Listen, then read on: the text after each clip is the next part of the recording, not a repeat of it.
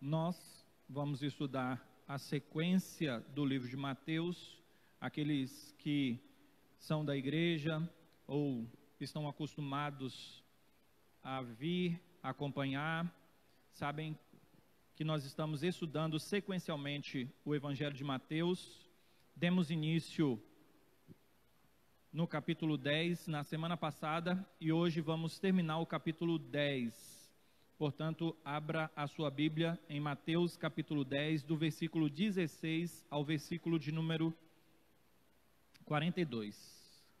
Mateus capítulo 10, do versículo 16 ao versículo de número 42.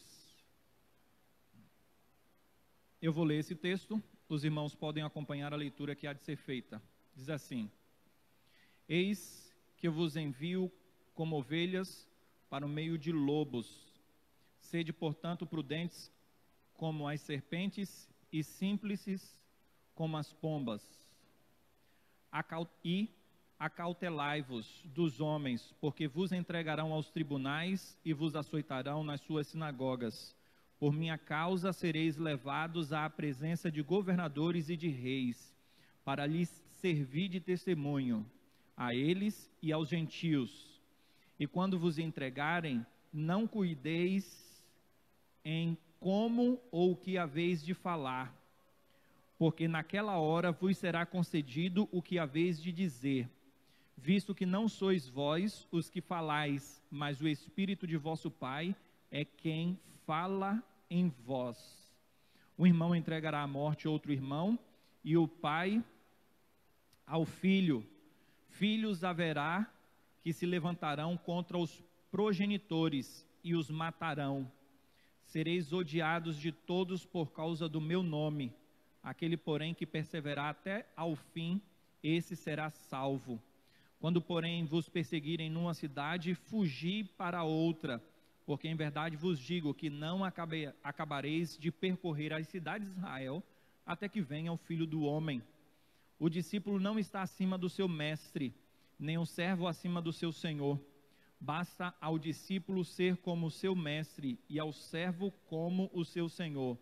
Se chamaram Beelzebu ao dono da casa, quanto mais aos seus domésticos. Quanto mais aos seus domésticos, é uma pergunta. Portanto, não os temais, pois nada há encoberto que não venha a ser revelado, nem oculto que não venha a ser conhecido. O que vos digo às escuras, dizei-o à plena luz, e o que se vos diz ao ouvido, proclamai dos eirados. Não temais os que matam o corpo e não podem matar a alma. Temei antes aquele que pode fazer perecer no inferno tanto a alma como o corpo. Não se vendem 2 pardais por um asse?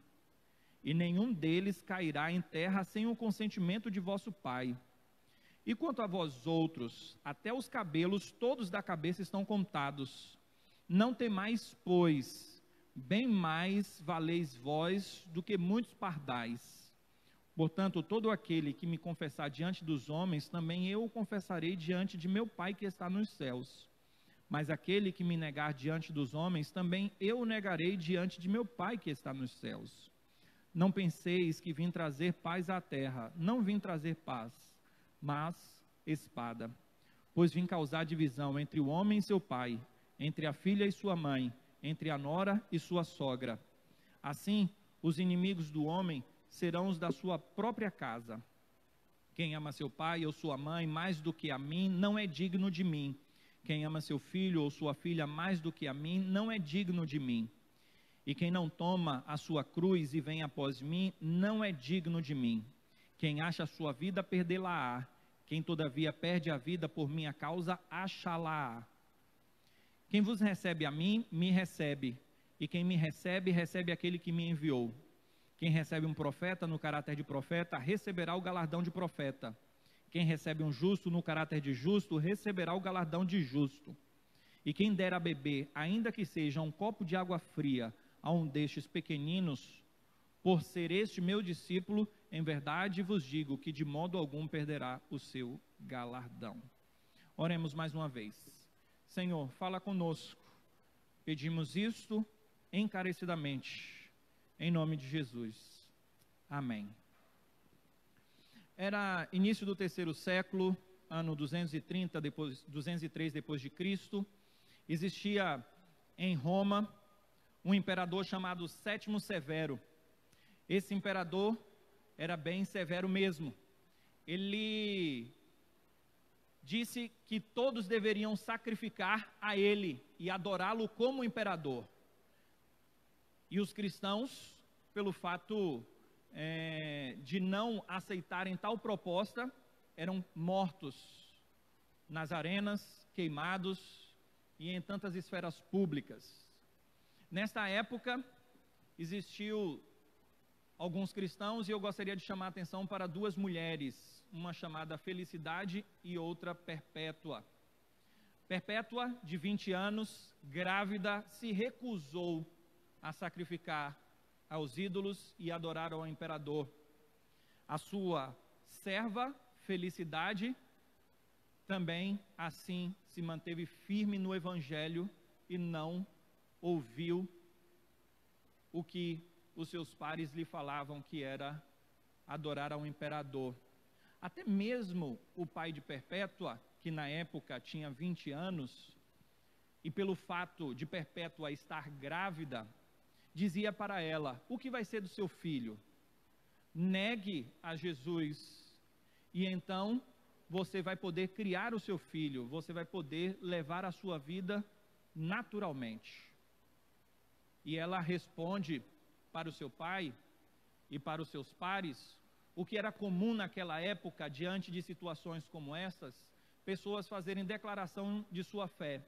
E ela diz que assim como não é de bom alvitre, assim como é tolice mudar os nomes das coisas, como trocar o nome de banco, de mesa, se trocar o nome, ainda continuará sendo chamado de banco e de mesa. Assim também ela não trocaria o nome dela por qualquer outro, a não ser o nome de cristã. Ela disse que ela era uma cristã e ela não negaria ao Senhor. Portanto, ela e outros amigos e companheiros foram presos.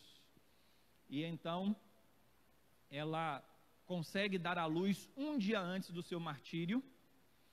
E ela diz também que agora o sofrimento não seria somente, não seria juntamente com a criança, porque ela deu a criança para adoção e uma amiga a adotou. E ela disse que agora o sofrimento seria dela e não mais da criança também. Mas ela disse que chegaria o momento do martírio dela, que ela não estaria sozinha, que o Senhor viria em socorro dela, por quem ela estava morrendo, o amado da alma dela, Cristo.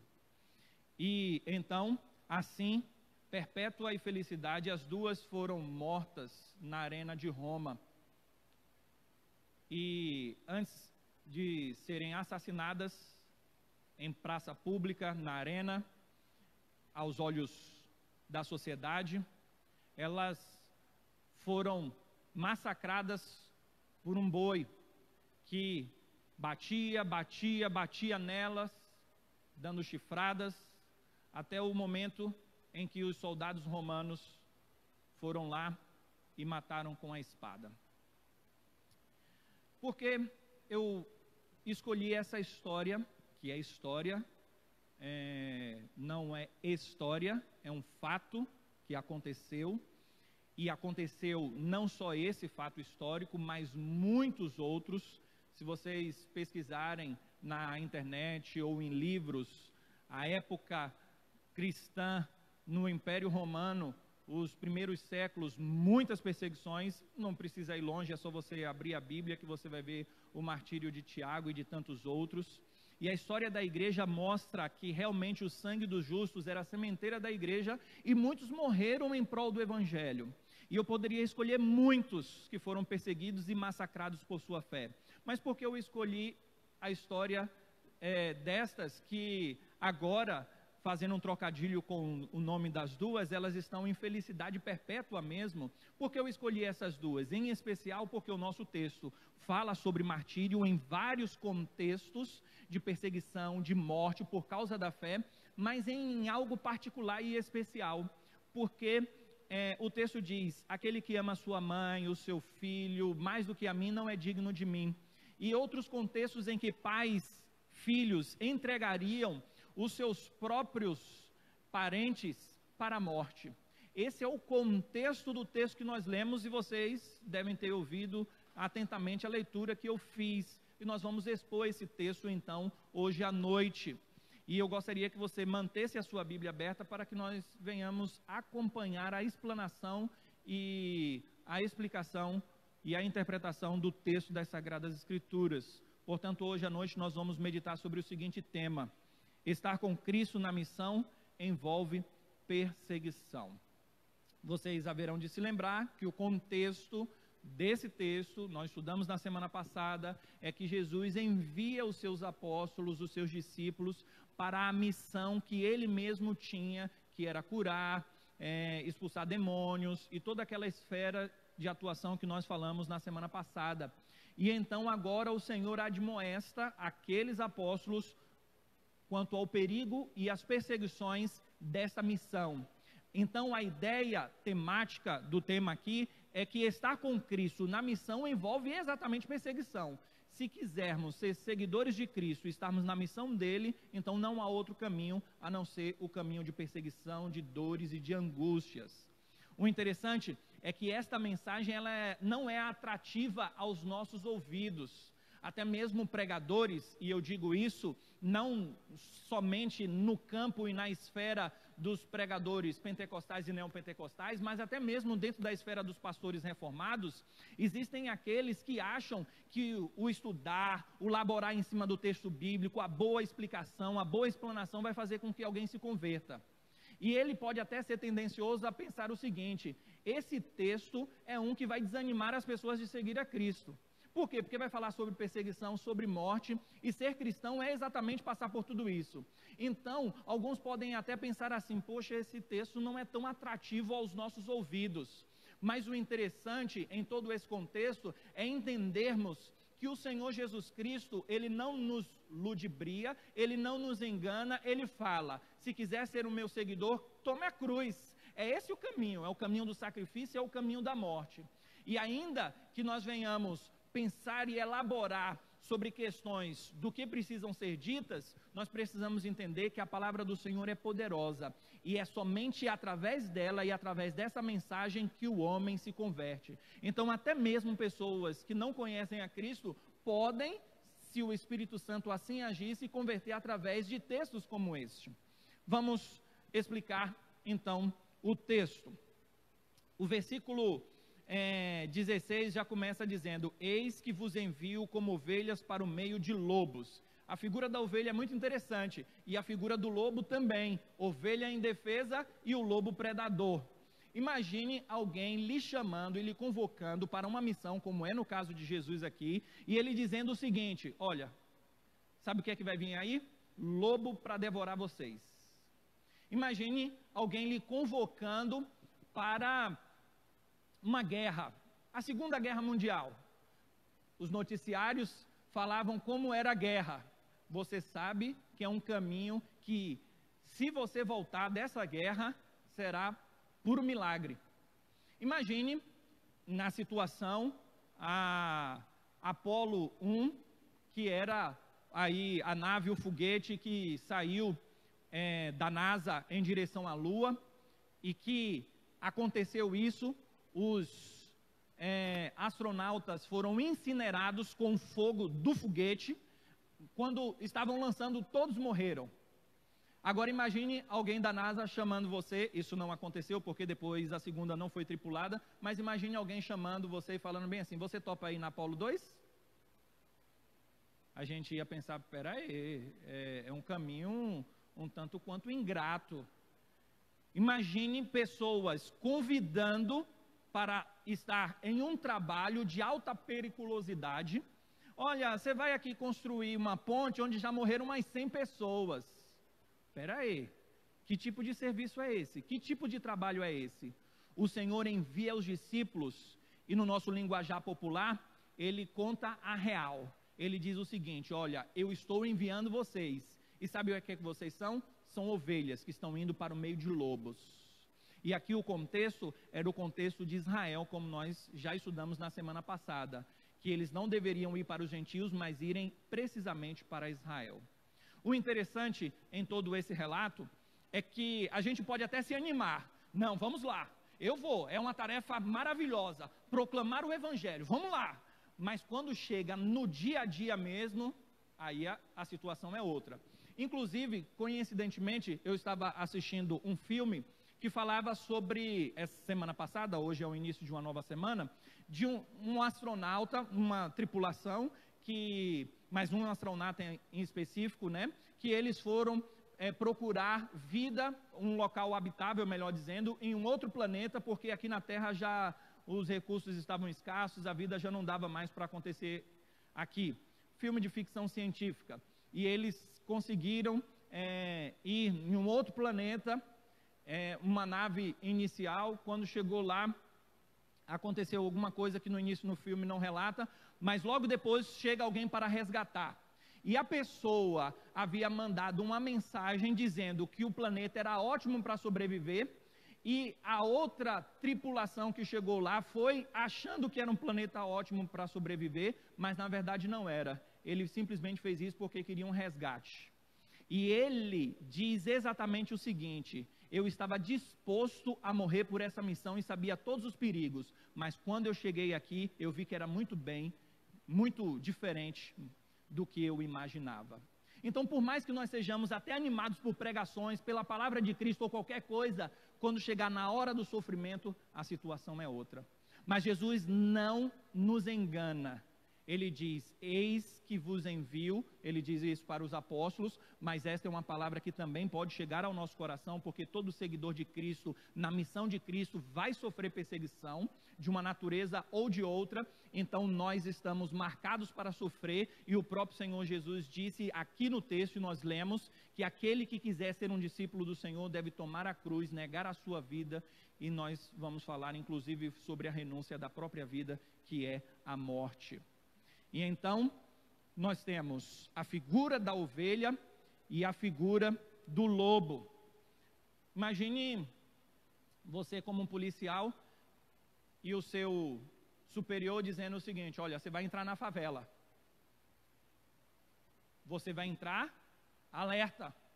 Você não vai entrar disperso. E a ideia de Jesus é essa, exatamente alertar para os perigos. Imagine se alguém lhe convidasse para assistir um jogo de futebol do time do seu coração numa torcida rival. Imagine você lá na torcida do Flamengo com a camisa do Vasco, né? O seu time de coração. Aí você, ou até sem camisa mesmo, mas quando o outro time faz o gol, aí você grita lá no meio.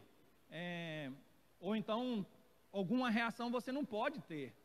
O que eu estou querendo dizer com essas figuras é sobre a questão de estar alerta e por saber que há um grande perigo em todos esses contextos.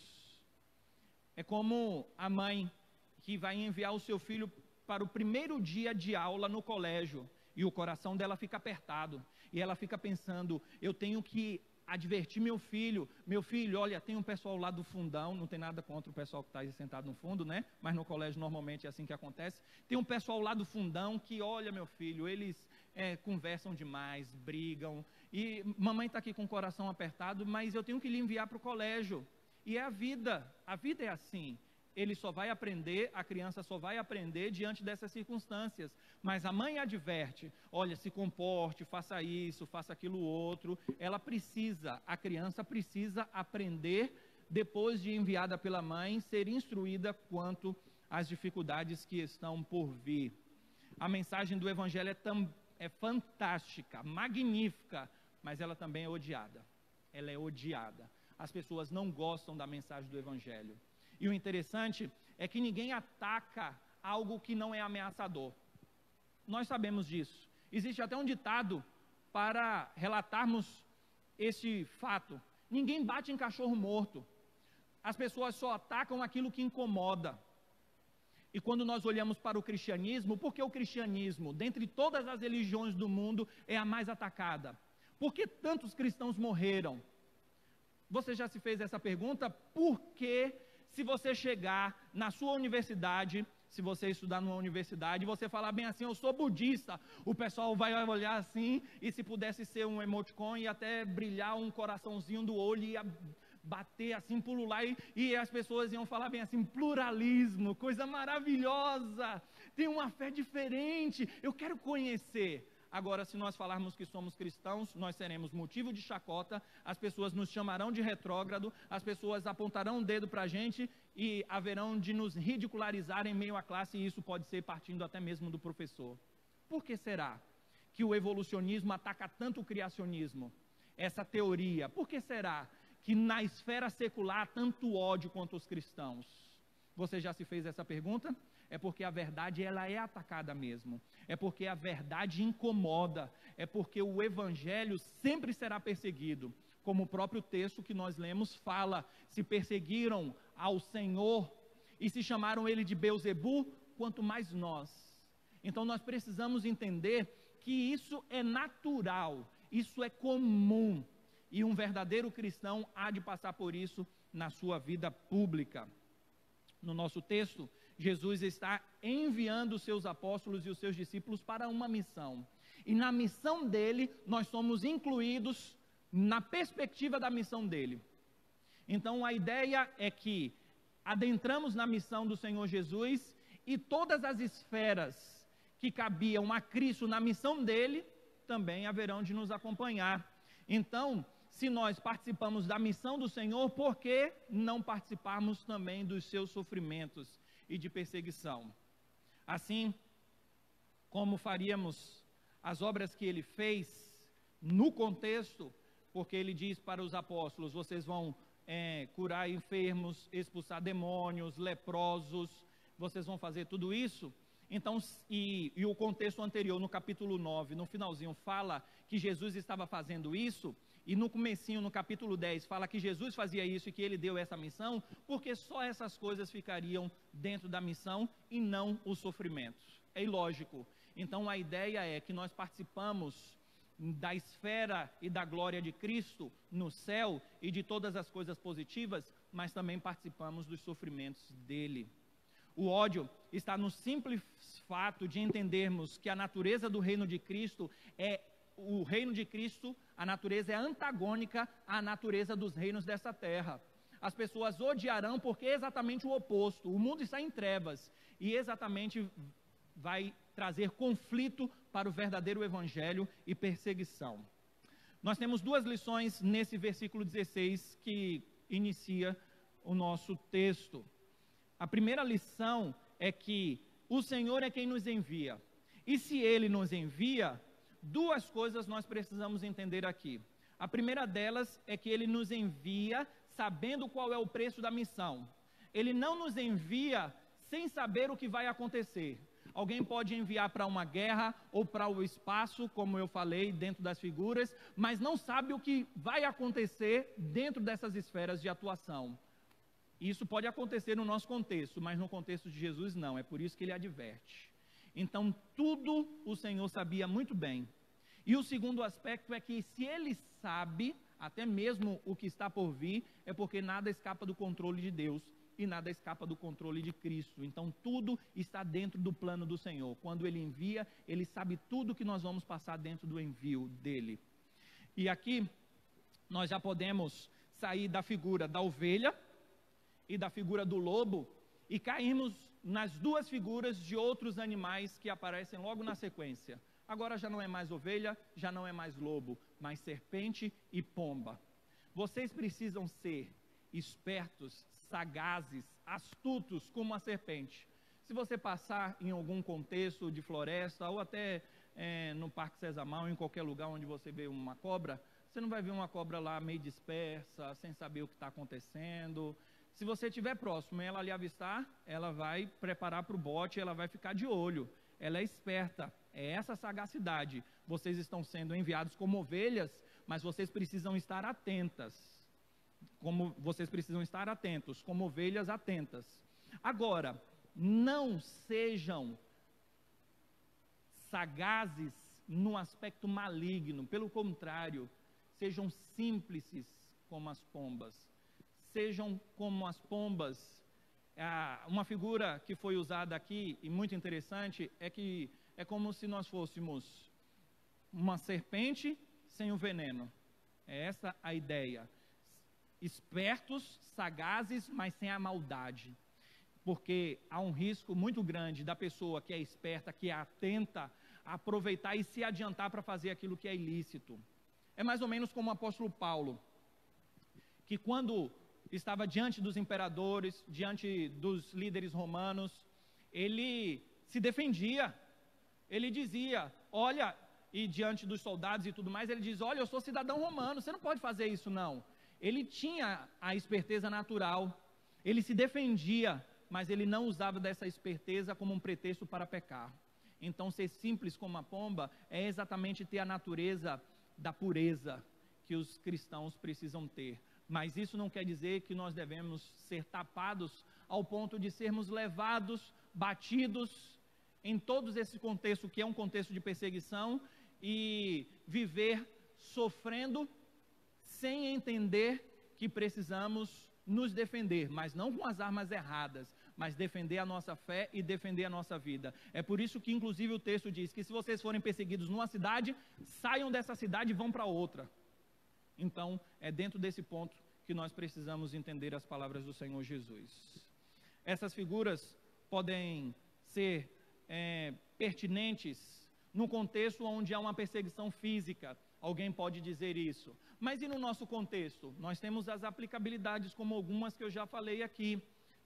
Então, em contexto onde a gente sabe que nós vamos ser maltratados e tudo mais, nós precisamos agir com sabedoria, não deixar de proclamar a fé, mas não sermos ingênuos. Nós precisamos nos impor no sentido quanto à nossa fé, mas nós não devemos nos impor no aspecto de maldade, no aspecto de sermos ingênuos ou coisa dessa natureza. Aqui nós encontramos no versículo 17 ao versículo 21 agora, a dura realidade apontada por Jesus nessa missão. Vocês serão levados em juízo. Vão pegar vocês, levar para os governadores, levar para a corte. Mas não é só isso não. Olha o que é que o texto diz mais. Dê uma olhadinha aí. Vocês serão açoitados, verso 17, nas suas sinagogas. Jesus fala mesmo, olha, vocês vão receber, no nosso linguajar aqui, tocantinense, né? Vocês vão receber uma peia, e uma peia bem dada. Vocês vão sofrer mesmo. Sabe o que é açoites? É isso mesmo que vai acontecer com vocês. Olha, até mesmo os irmãos se levantarão contra os irmãos, pais entregarão os próprios filhos. E isso é o que acontece atualmente nos países islâmicos. Quando alguém se converte a Cristo e o próprio familiar entrega o seu parente para as autoridades islâmicas, para morrer, para serem aprisionados e para renunciarem à fé. Então, ainda que o nosso contexto brasileiro e em várias cidades e países do mundo há certa liberdade de expressão e religiosa, mas existem muitos contextos que isso não é possível nem um pouco. Porque às vezes a gente vive debaixo de uma égide também de que há liberdade religiosa nesses países, como o nosso país, por exemplo. Mas a gente sabe que no fim das contas não é bem assim. Há perseguição, sim. E nós encontramos então essas situações que são caóticas no aspecto do ensino do Senhor do que haveria acontecer com aqueles discípulos seguidores de Cristo. Mas o pior não veio ainda não. O versículo 21 termina dizendo que estes que são enviados, que eram apóstolos, e isso é uma figura para todos os cristãos, eles seriam assassinados por seus perseguidores. Alguém poderia chegar nesse ponto e dizer o seguinte: eu estou vivendo tal realidade, eu estou preso, eu estou açoitado, Senhor, me dá um livramento, me livra desse mal. Não tem nada aqui que aponte para isso. Não há livramento não. Jesus está dizendo o seguinte: vocês estão nessa missão e sabe o que é que vai acontecer? Vocês vão morrer. Vocês vão morrer mesmo. Vocês estão dispostos a isso? Eu estou enviando vocês como ovelhas para o meio de lobos e vocês vão morrer. Verso 21 diz: um irmão entregará à morte outro irmão e o pai ao filho. Filhos haverá que se levantarão contra os progenitores e os matarão. Isso vai acontecer, isso vai acontecer. Interessante é que a teologia que os reformadores pregavam era a teologia da cruz, em contraste à teologia da glória. A teologia da glória é uma teologia que diz que aqui na terra nós devemos viver em triunfo e em glória. Então, se falar sobre cruz e sofrimento, não, essa não é a mensagem do Evangelho. A mensagem do Evangelho é a mensagem de glória, de triunfo. Mas quando nós olhamos para esses textos, nós encontramos tal realidade: a mensagem da cruz, a teologia da cruz, a teologia do sofrimento, a teologia da morte. E às vezes, não sempre, Deus não livrará. E Ele diz: vocês vão morrer mesmo. Esse é o contexto bíblico. Esse é o ensinamento do Senhor. Quem está dizendo isso é a própria palavra de Deus. Não sou eu que estou acrescentando ou trazendo nada. Está aqui, claro, como nós acabamos de ler. Então o Senhor está falando: morte, morte, morte. O interessante é que em 1999 eu comprei um livro, ainda lá em Salvador, estava saindo da minha adolescência para a minha juventude, e li um livro que tenho até hoje.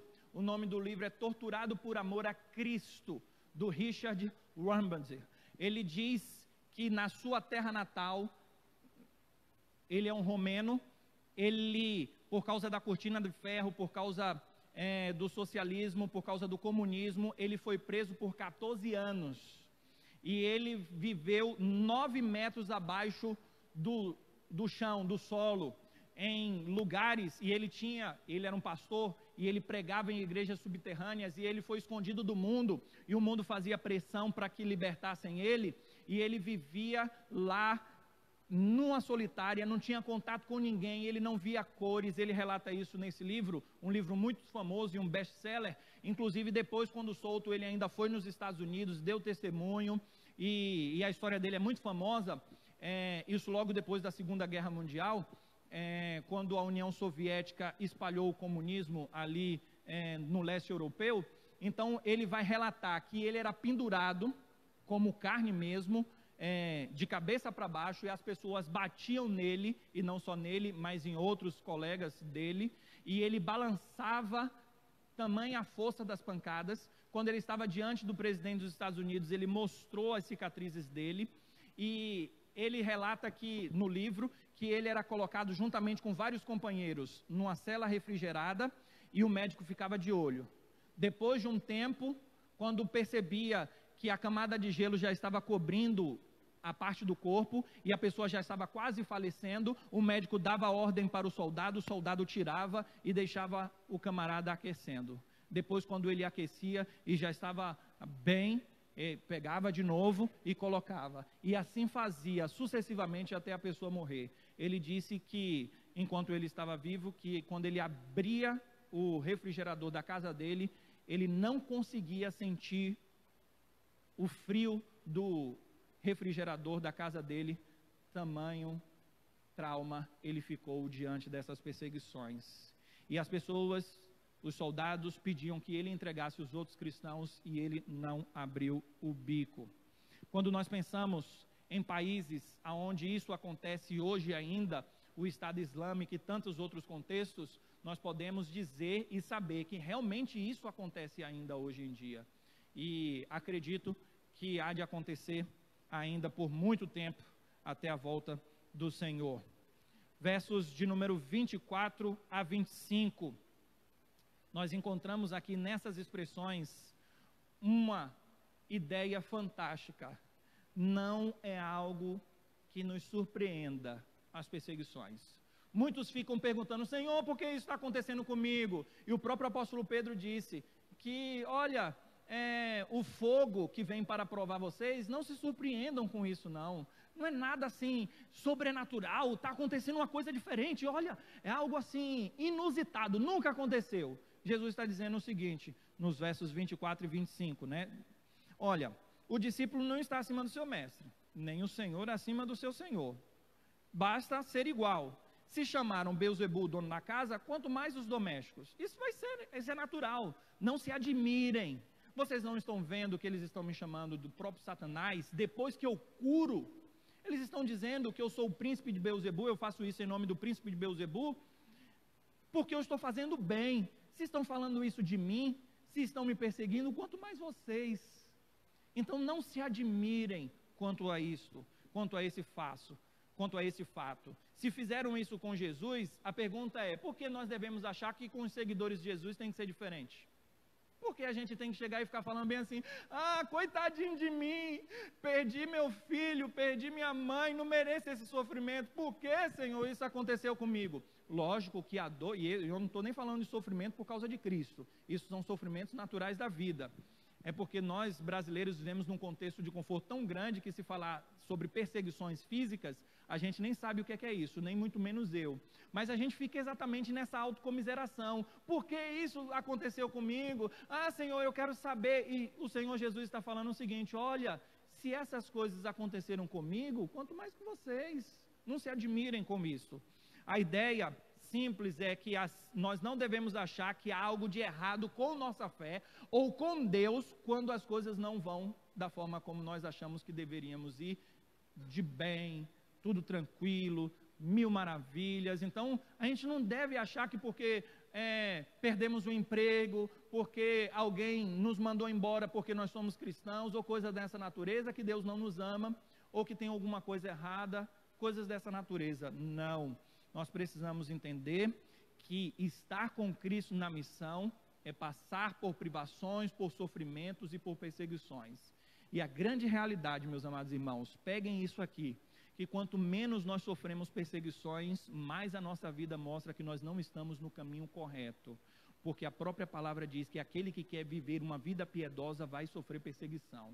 Se alguém lhe mostrar alguma coisa indecente no trabalho e você falar: não, eu sou cristão, eu não faço isso, não é porque eu sou casado, não. Eu não faço isso, ficar vendo, contemplando e conversando com vocês por causa disso, não é só porque eu sou casado, não. Isso também, mas acima de tudo porque eu sou do Senhor, e isso é pecado. Pecado!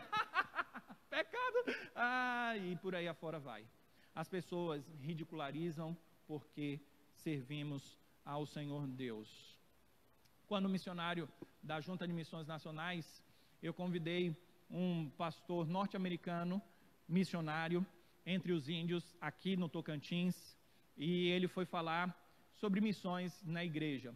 E ele já falava português, porque já tinha um bom tempo aqui no Brasil, e ele então falou sobre a história dele, uma condição humilde, simples, e ele disse que ele construiu uma casa na aldeia, com a permissão dos índios e tudo mais, para ser missionário entre eles. Mas a casa era diferente da casa dos índios, porque era uma casa melhorzinha. E não é porque era um luxo, não, é porque as casas dos índios eram precárias.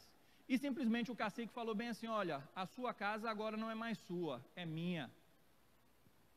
E simplesmente tomou a casa dele, e ele com vários filhos pequenos. E ele ainda continuou pregando o evangelho para eles, e inclusive traduzindo a Bíblia para a língua deles, para eles terem acesso à palavra de Deus. Quando eu vi o relato, que era muito maior do que isso que eu estou falando aqui, eu chorei. E eu pensei o seguinte: eu tenho um status, e aqui status entre aspas, de ser missionário, porque eu sou da Junta de Missões Nacionais. Mas missionário de fato e de verdade é esse daí, que sai lá do seu país, do seu conforto, vai viver entre os índios e dá a sua vida. E ainda depois disso, ainda continua amando ao Senhor e pregando o evangelho. Meus amados irmãos, o contexto do nosso texto é exatamente de missões.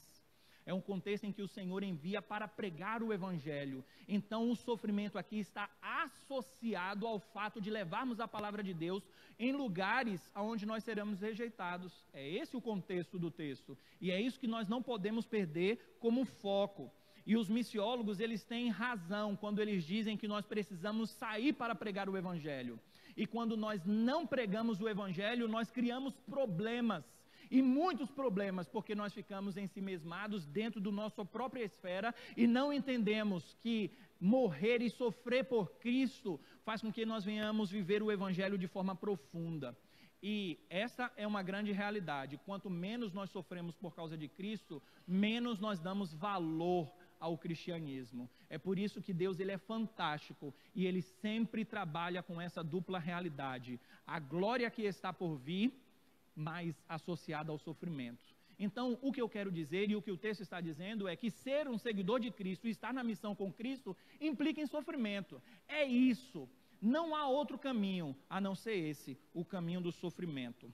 No texto, nós somos identificados com Jesus nos dois sentidos. Nós somos identificados em seu sofrimento, versículo 24 e 25, que fala exatamente que assim como chamaram a ele do príncipe de Beelzebu, isso também acontece conosco. Então nós somos identificados no sofrimento, mas nós também somos identificados em sua glória. Mas essa glória não aqui na terra, mas recebendo os galardões e o fato de sermos confessados pelo próprio Cristo nos céus.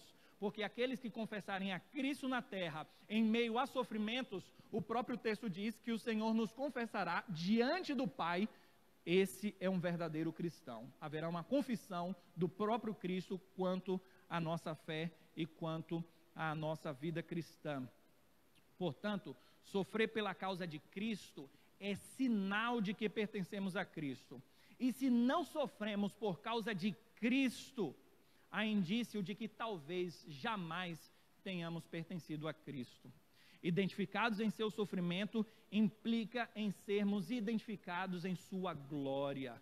Como é que nós queremos adentrar no céu se nós não sofremos pela causa de Cristo? A ideia é, se eu entrei na causa de Cristo, se eu me converti, então espere, meu filho, é sofrimento na certa, é sofrimento. Spurgeon disse o seguinte, no seu livro Conforto e Segurança: Deus teve um filho sem pecado, mas ele nunca teve um filho sem sofrimentos. É isso, simples assim. Nunca, jamais, um verdadeiro cristão vai viver sem sofrer. Verso 32 e 33, fala sobre confessar diante dos homens, e é tudo dentro do contexto de quê? De sofrimento, de perseguição, de levar para o tribunal e confessar a Cristo diante dos homens. Se isso acontecer, nós seremos confessados pelo próprio Cristo diante dos céus, diante de Deus nos céus. Agora, se o inverso acontecer, se a pessoa não confessar, Jesus também não vai confessá-lo. É interessante essa questão quando nós olhamos para a história da igreja. Na história da igreja, existiram aqueles que eram chamados de lapsários. Se você, como eu falei, a pessoa negava a Cristo, dentro daquele contexto como Sétimo Severo e tantos outros imperadores romanos. Eles ganhavam, você vai negar a Cristo, você vai adorar o imperador, a pessoa adorava o imperador, sim, eu vou fazer tudo isso. Eles ganhavam um documento dizendo o seguinte: esse negou a Jesus e adorou o imperador. Agora ele pode circular em territórios romanos e apresentar esse documento sem ser perseguido. Isso acontecia. E a igreja, inclusive, passou por um grande problema naquela época, porque alguns faziam isso, mas depois voltavam para a igreja e falaram bem assim: eu só fiz isso só para livrar minha cabeça, mas lá no fundo eu ainda sou cristão. E aí os pastores da época falavam: a gente aceita esse camarada ou não, Aí era uma situação bem complexa na história da igreja. Mas é sobre isso mesmo que Jesus está falando, sobre o sofrimento. Jesus fala sobre o lado da moeda de sofrimento, mas ele também fala sobre o lado da moeda da recompensa. E promessas são dadas àqueles que são corajosos. E nós vamos falar sobre isso. O que nós precisamos entender é que nós sofremos porque temos uma missão que nos foi dada. E sofremos porque entendemos que esse é o caminho de todo salvo. Alguém só dará a sua vida pelo Evangelho quando entender que o Evangelho é mais precioso do que a sua própria vida. Ninguém pode dar a vida se a considerar mais digna do que a realidade que está se dando a vida. Então nós só vamos dar a vida pelo Evangelho se nós entendermos que o Evangelho é mais precioso do que a nossa própria vida. Jesus, nessa vida, diante da morte, ele fez uma confissão verdadeira da fé. Nós também precisamos fazer isso. Veja a troca. Se confessarmos Jesus nessa vida diante da morte, Jesus nos confessará depois da morte diante da vida. E se nós o negarmos, ele também nos negará.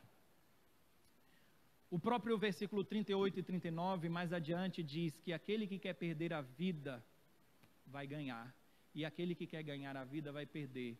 Isso é a perspectiva do céu. Se nós perdermos a nossa vida aqui na terra, nós vamos ganhar lá no céu. Mas se nós quisermos proteger a nossa vida e não passarmos por sofrimentos, nós vamos perder a vida prometida pelo próprio Cristo lá no céu. É a ideia de carregar a cruz e ir para o martírio mesmo. Hoje, a gente olha para Cristo como um símbolo de salvação, mas naquela época era símbolo de tortura, era símbolo de tortura. É o que Jesus iria falar mais ou menos: olha, pegue aí a sua cadeira elétrica e já se prepare para sentar na sua cadeira elétrica. Era tortura, sofrimento e morte. Agora, o interessante é que essa dinâmica do versículo 38 e 39, ela é muito forte na nossa vida aqui. É por isso que a gente não gosta de passar por sofrimentos, porque nós queremos preservar a nossa vida, e porque nós estamos apegados a essa vida, e nós não nos lembramos da cruz, nem da glória, nem de Cristo. Porque quanto mais nós nos apegamos às coisas dessa terra, mais nós nos desapegamos das coisas dos céus.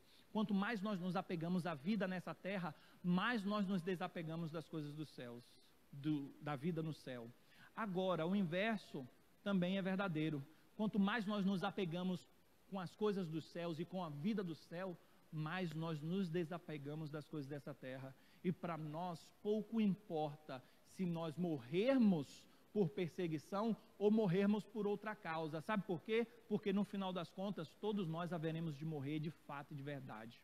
É por isso que o texto vem logo o seguinte, na sequência dizendo o seguinte: olha, não tenham medo daqueles que podem tirar a sua vida. Não tenham medo. Por quê? Porque vocês vão morrer de um dia mesmo, então não tenham medo com isso não. Agora tenham medo de outra coisa. Nós vamos falar um pouco mais sobre isso à frente. Para caminharmos para o fim, gostaria de falar sobre as promessas e os encorajamentos que nós encontramos aqui nesse texto. Porque a ideia toda é a seguinte: todo esse sofrimento não tem um fim em si mesmo. Ou seja, eu sofro e parece que a finalidade é só sofrer. Não, esse sofrimento aponta para algo maior.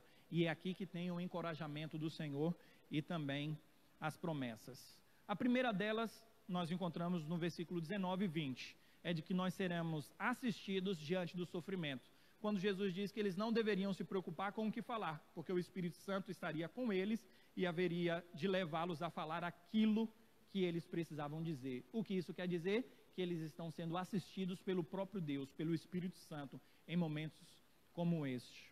Uma outra aplicação da promessa e do encorajamento, nós encontramos um pouco mais à frente, no versículo 22, que diz que aquele que perseverar até o fim será salvo. Então, quando passamos pelo sofrimento, nós temos a demonstração de que somos um verdadeiro salvo, porque nós não fugimos da raia do sofrimento, antes estamos firmes com o Senhor, e o sofrimento apura a nossa fé e demonstra quem nós somos.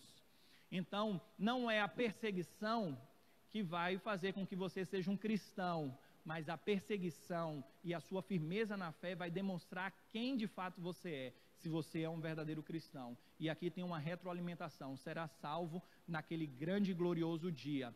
Então, por mais que alguém destrua a nossa vida aqui na terra, mas ela será preservada pelo Deus eterno na salvação final.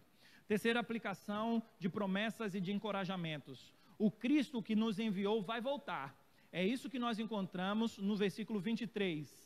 Quando vocês forem perseguidos numa cidade, corram para outra. Antes de tudo isso acontecer, saibam que o Filho do Homem vai voltar. Esse é um texto de interpretação um tanto quanto difícil, e eu teria que demorar um bom tempo aqui para falar as correntes de interpretação e aquela que é mais acertada de acordo com a nossa teologia. Mas eu não vou me deter a isso, porque o ponto aqui de Jesus é o seguinte: que mesmo sendo perseguidos, o Senhor vai voltar. Então é um encorajamento, é uma promessa. Então a forma como vai se dar, se depois vocês quiserem conversar comigo, eu vou conversar com vocês, porque os teólogos dizem que esse texto é um dos textos mais difíceis das Escrituras. Então, em momento oportuno eu posso até conversar com vocês, mas basta aqui para esse momento entendermos o seguinte: a promessa do Senhor é que em meio à perseguição, Ele vai voltar para nos livrar dessas situações. Aqui tem um contexto próprio que em um outro momento a gente pode trabalhar.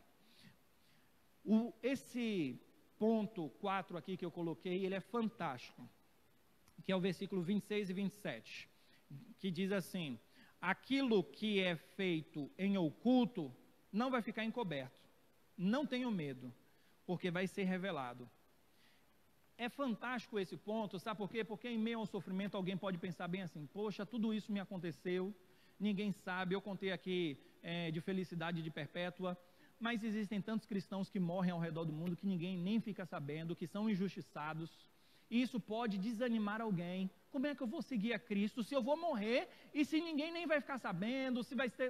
Jesus diz o seguinte, olha, não tenham medo, não fiquem temerosos, porque não há nada oculto que não há de ser revelado. No dia do juízo vai ficar revelado aqueles que são os perseguidores e aqueles que foram do Senhor Deus.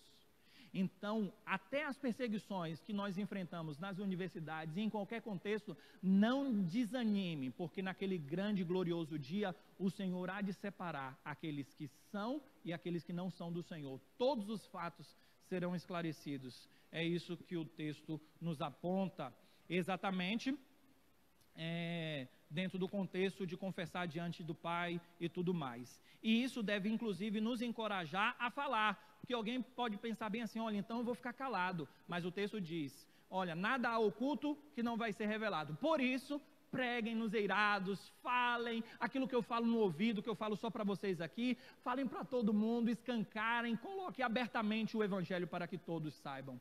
Por quê? Porque naquele grande dia vai haver a separação entre aqueles que fizeram o que é correto e aqueles que fizeram o que é errado. A quinta promessa e o quinto encorajamento é bobeira ter medo de quem pode nos matar. É verdade isso? É. Que encorajamento, não é verdade? É tolice você ficar com medo de alguém que está com a arma e dizendo, vou lhe matar. Jesus está falando, não tenha medo disso não. Isso não é um encorajamento? Ah, sem dúvida, né? Não. Está com medo disso? Não. Por que ter medo disso? Tenho medo de outra coisa. Daquele que pode lançar no inferno a tua alma, de que pode matar a tua alma. É a segunda morte que o livro de Apocalipse fala. Por quê? Porque morrer, você vai morrer mesmo. Se Cristo não voltar antes, você vai morrer. A forma da morte é só uma desculpa. Se alguém morreu com um tiro na cabeça, ou se ele escorregou e bateu a cabeça no meio-fio, morreu do mesmo jeito, não vai adiantar nada. A única coisa ruim é para a gente que vê a pessoa que levou um tiro na cabeça e que bateu a cabeça, é diferente, para a gente que está vivo, mas para quem morreu, pouco importa. Então, agora, o que realmente importa, é a sua confissão diante de Deus, é se você nega ao Senhor, é de Deus que você deve temer, você deve ter medo é do Senhor. Por quê? Porque a vida aqui na terra é certa que vamos morrer, é certo. Todos nós vamos morrer, se Cristo não voltar, todos nós vamos morrer. Agora, não é certo que todos vão para o céu, não é certo não. Então, tenham medo é disso, tenham medo é o que pode acontecer com a sua alma é que você tem que ter medo. Sexta, nada foge do controle de Deus. Sexta promessa, sexto encorajamento, nada foge do controle de Deus. Olha o que é que o texto fala aqui quanto aos pardais e quanto aos cabelos da cabeça, né? Não se vendem 2 pardais, verso 29, por um asse, é como se fosse centavos, um dinheiro mínimo. Não se vendem, vendem pardais aí por um preço irrisório. Isso não acontece? Sim, acontece. Nenhum deles cai na terra sem o consentimento de vosso Pai. Eles são vendidos e ainda morrem, mas tudo isso acontece, por quê? Porque Deus consente com tudo isso. Então, nada escapa do controle de Deus, nada foge do controle de Deus. E o texto vai continuar dizendo que nós valemos muito mais do que os pardais. E fala que todos os cabelos da nossa cabeça estão contados e que o Senhor conhece todos, o número deles. Isso não deveria nos encorajar? Isso não deveria mostrar o seguinte: vocês valem muito mais do que os pardais. E quem é que está preocupado com a quantidade de cabelo que tem na nossa cabeça? Você quer saber? Eu não quero saber. Para que isso vai acrescentar na minha vida? Quantos cabelos eu tenho? Eu sei que eu tenho mais do que o Vicente e outros aqui. O pastor Isaías já passou a mão na cabeça ali. Eu sei que eu tenho mais, mas não importa quantos são mais. E se tiver mais, o que é que isso acrescenta? Se Deus se preocupa e sabe cada fio de cabelo da minha cabeça, que é algo insignificante, Ele não cuida da minha vida de uma forma muito melhor dentro do controle e do amor dele?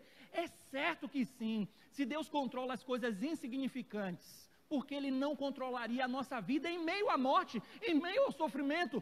Por que nos espantarmos? Por que ficar desesperado? Por que achar que está acontecendo alguma coisa e que Deus nos abandonou? Não, tudo está no controle do Senhor. Deus governa todas as coisas. Então pense o seguinte: qualquer sofrimento que você passar por causa da causa de Cristo, não há o que temer, porque Deus controla todas as coisas, e você está sendo identificado com Ele no sofrimento, para que você seja identificado com Ele na glória que Ele tem para nós.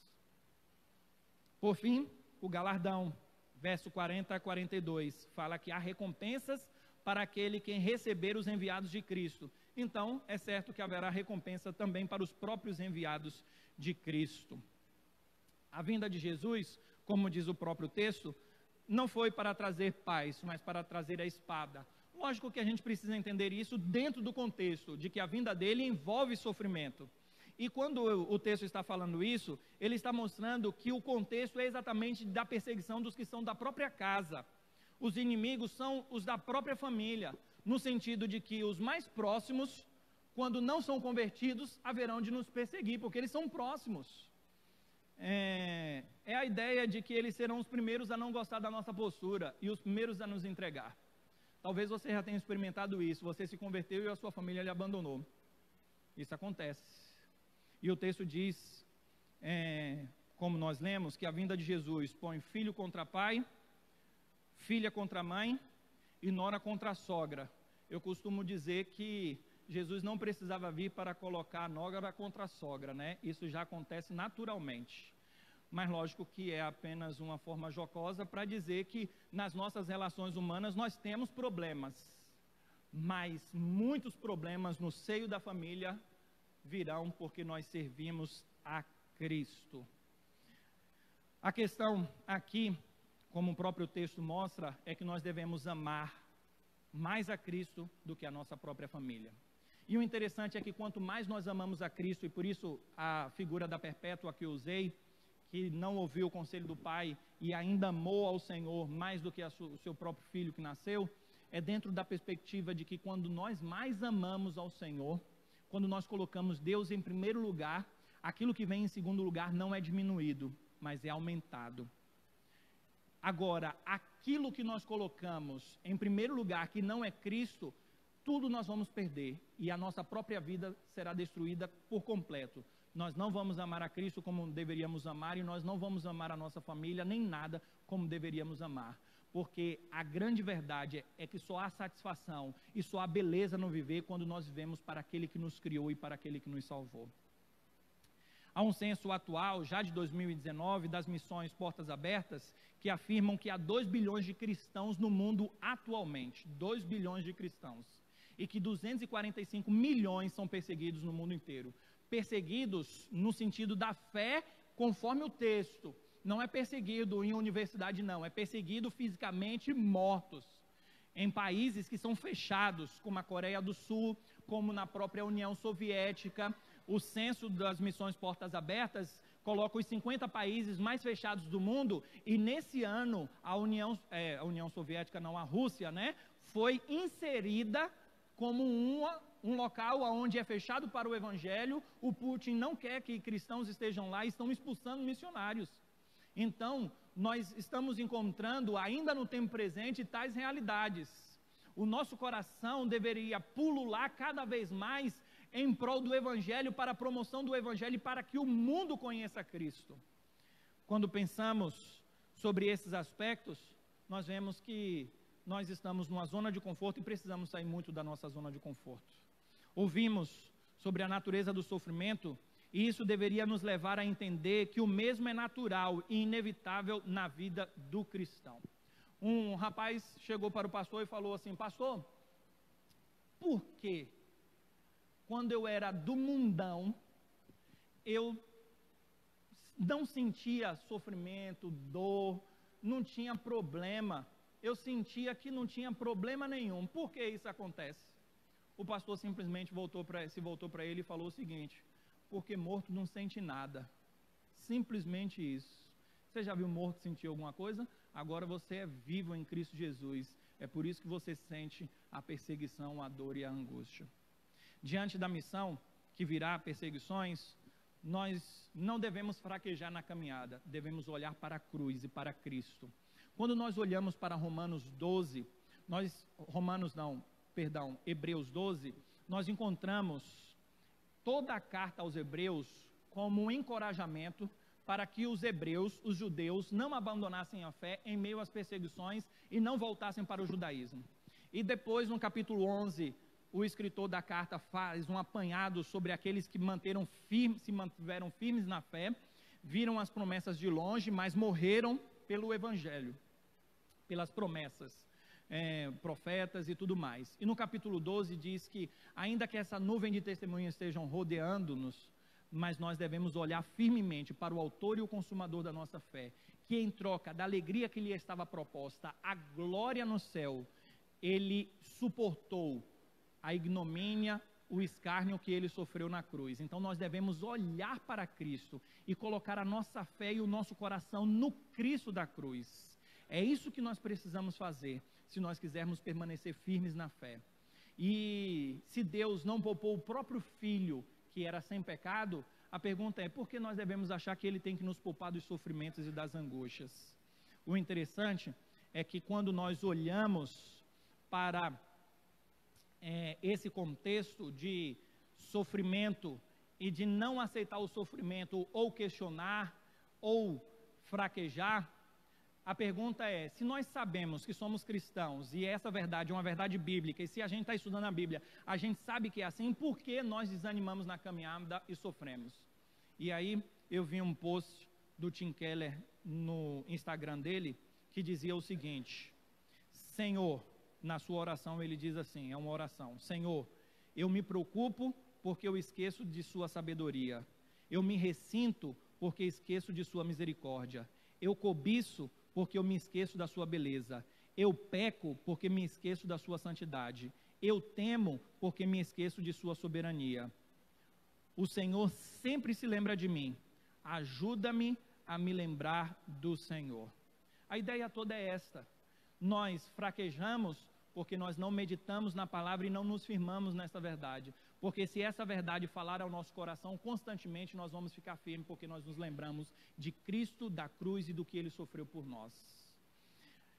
Que no sofrimento e na perseguição que sofremos por causa de Cristo, que nós venhamos olhar para a cruz, porque Jesus é o único que não merecia passar pelo que passou, e ainda assim Ele passou.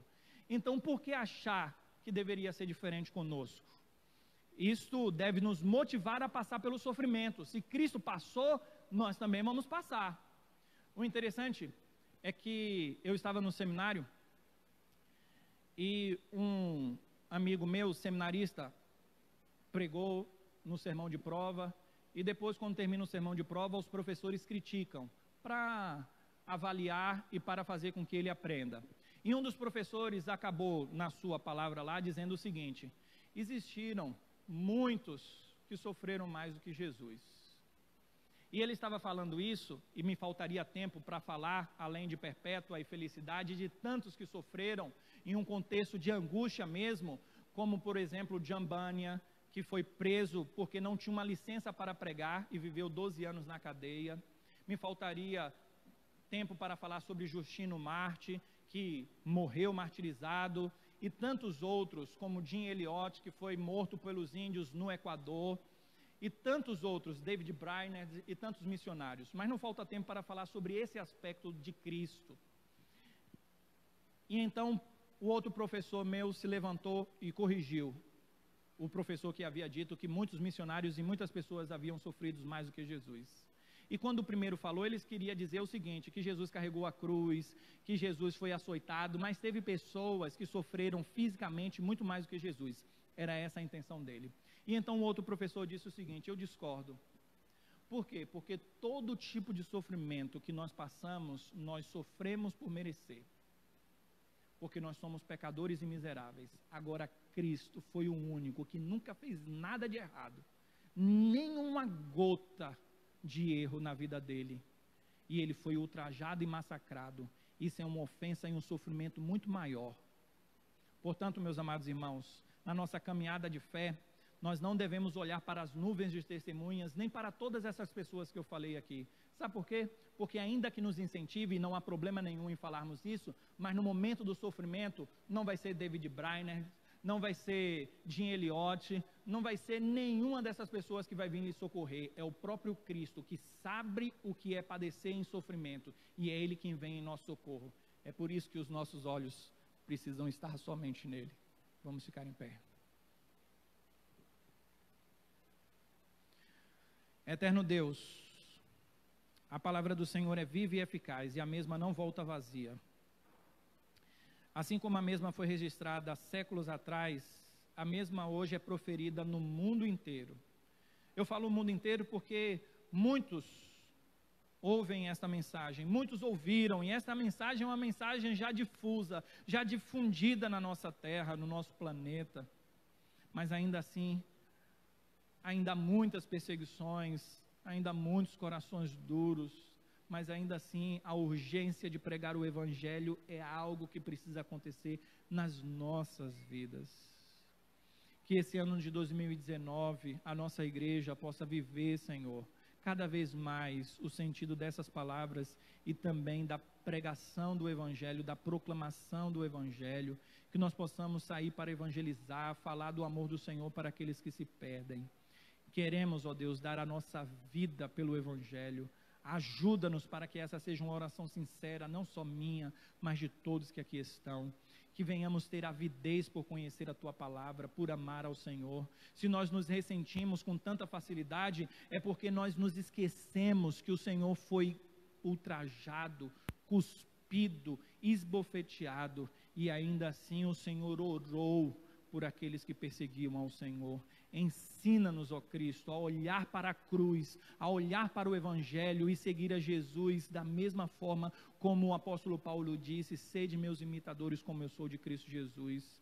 O Senhor Jesus é o nosso referencial supremo e máximo, que nós possamos olhar para Cristo, ó Pai, e encontrarmos em Cristo alento para os nossos corações, e que o Espírito Santo nos assista em meio às perseguições, em meio às lutas, quer seja na universidade, quer seja dentro da família, em qualquer contexto onde estivermos inseridos, como missionários, como líderes, aonde estivermos, ó Deus, se houver perseguição por causa da nossa fé, que nós venhamos viver a fé de Cristo e o Evangelho de forma profunda, ao ponto de entendermos que a nossa vida não tem sentido algum, se ela não for vivida debaixo do auspício do Senhor, da soberania do Senhor e da sabedoria do Senhor, e que nós venhamos nos submeter àquilo que o Senhor tiver para a nossa vida, sabendo que a prova da nossa fé desenvolve perseverança, e essa perseverança há de desenvolver a glória que o Senhor tem para nós no tempo do fim. Agora, meus amados irmãos, ide em paz, e que a graça do nosso Senhor e Salvador Jesus Cristo, que o amor de Deus, o nosso eterno Pai, e que a consolação e a companhia do Espírito Santo estejam com todos vocês, servos, seguidores do Senhor, na missão do Senhor, em meio a sofrimentos, mas que um dia haverá de acabar na glória do Senhor, e é por isso que rogamos e clamamos: Maranata, ora vem, Senhor Jesus.